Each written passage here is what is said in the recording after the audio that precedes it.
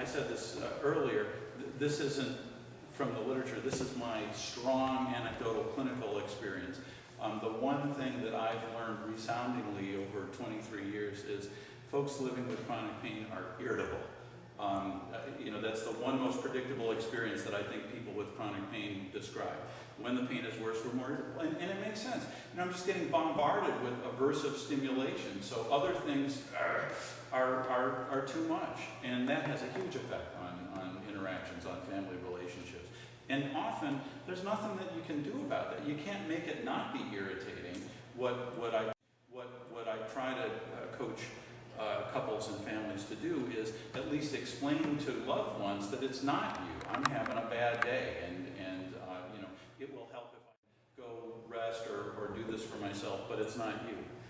The next one fits right in with that people will have good days and bad days, and that's flummoxing for the person with chronic pain. Why isn't this more predictable?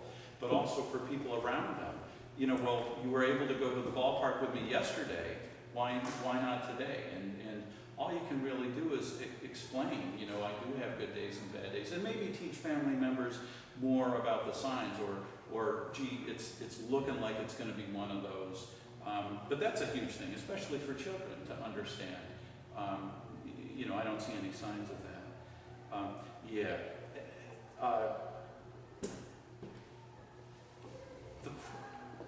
A family member dealing with chronic pain or any other chronic illness raises the price of admission for the relationship. And I think often what happens is that, and again, it fits in perfectly with this alarm model of pain. If I see a loved one in this terrible distress that I feel is unacceptable, this isn't supposed to be happening, somebody should fix this, and nobody's fixing it, I feel helpless, I feel frustrated, and sometimes people back away because that's too uncomfortable to deal with. Sometimes it's out of that sense of helplessness. Folks around you will act toward more control. Well, get the right doctor. Have you done this? Oh, just buck up. All things will, come on, there's got to be some way to control this. It's very hard for people around you to accept that, no, this just is. We got there yet? We might as well talk about that now. I think one of the things that helps a lot, and again, if you have young children, they just can't understand that at that level. But it helps a lot to explain more to family members about it, and also about the helplessness part in particular. Say, no, it just is, but here's what I'm doing about it. Here's what helps me to live with this. If I can get a break in the middle of the day, that helps a lot. And it really helps that I know that you're there for me.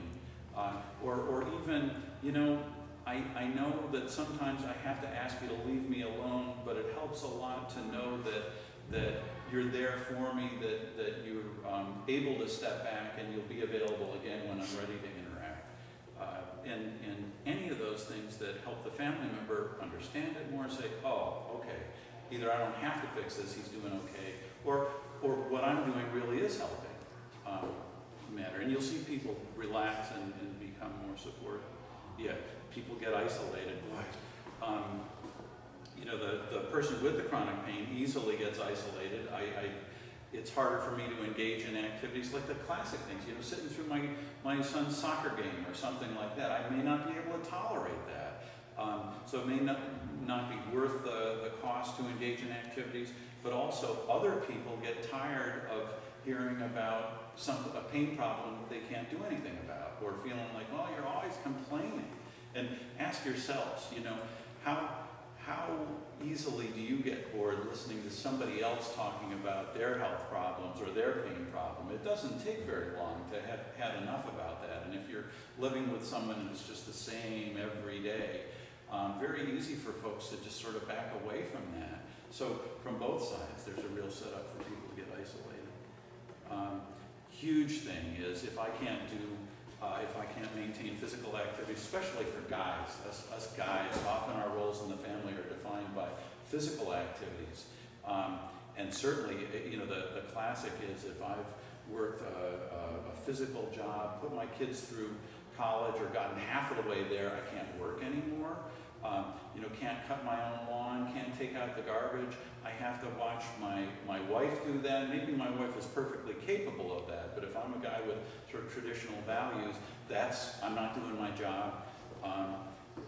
So lots of role shifts, and so not only may I be giving up roles and identities that were essential to me, but now other people are having to take them on, and I am burdening other people.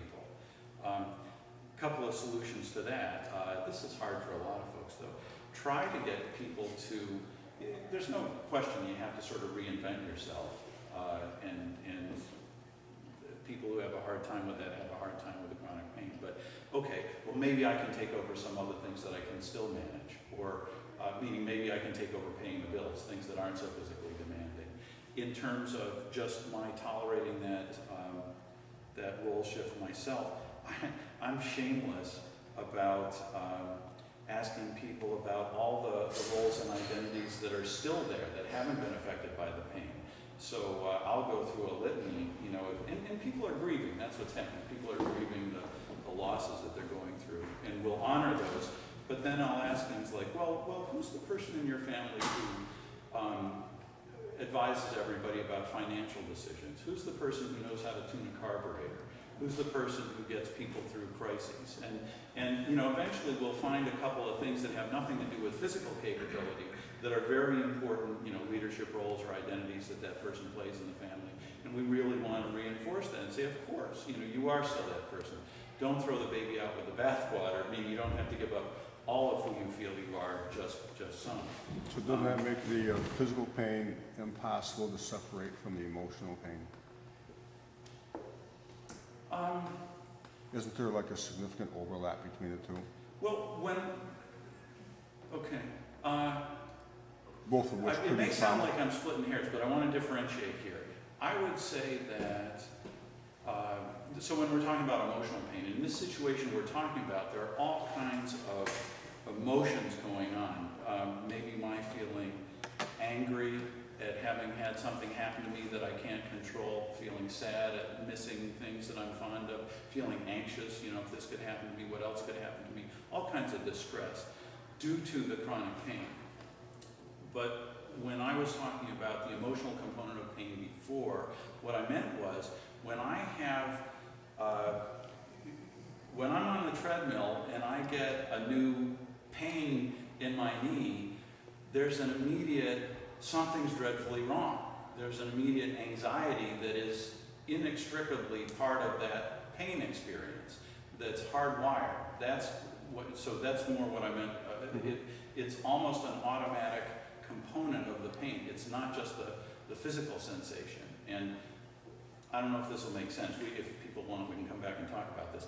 One of the things that helps people to be less distressed about their pain is we can, by concentrating, we do exercises to help people to do this, separate out. The more that people focus on just the physical component of the pain, often they can lose that anxiety that comes with it and say, okay, it is a pain, it's right there, but it's not an alarm. I know what it is. I know it's familiar. I know what I can do about it.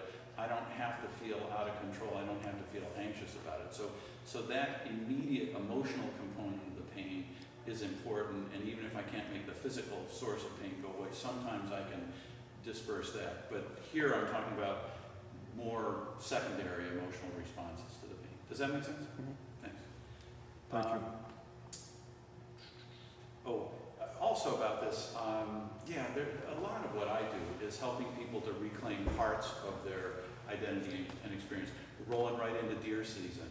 That's a big one. I have lots of guys who are, they just live for deer season, and they can get 3 months of emotional boost planning for it, anticipating it, and then, maybe a couple of months of enjoying it afterwards. And I don't think I'm going to be able to go out this year. Certainly I'm not going to be able to lug a carcass through the woods. Well, we immediately go to, what about, like I have a guy right now, he's decided this year he's not going out before dawn. He's going to go out at 10 a.m. He knows he's unlikely to get a shot, but he also has some lung problems. The colder air are dangerous to him. And it's to put him out there, to smell the smells, to be in his deer stand and that sort of thing. And he understands that's part of what he's there for. Similarly, folks just, just going sitting in the tree stand, or, maybe taking the shotgun but not even loading it, or hanging out with the guys at the deer camp. You can reclaim parts of the experience that still preserve the identity, preserve the important parts of you, leaving out the emotional or the physical part. It always means accepting the loss, though. It always means grieving, that which I've had